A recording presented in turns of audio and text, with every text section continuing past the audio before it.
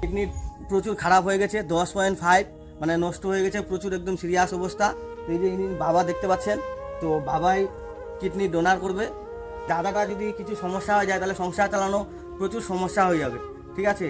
আর দাদার এই রোগে আক্রান্ত হওয়ার পরে মানে কোনো কাজও করতে পারছে না, কিছু করতে পারছে না, মানে বাড়িতে খাওয়ারও ঠিকঠাক আসছে না।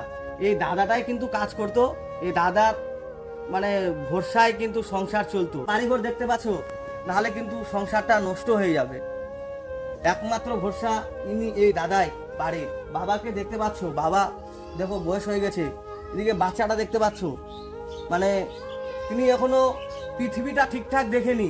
তার বাবা যদি কিছু হয়ে যায় মানে কিভাবে সংসার চলবে।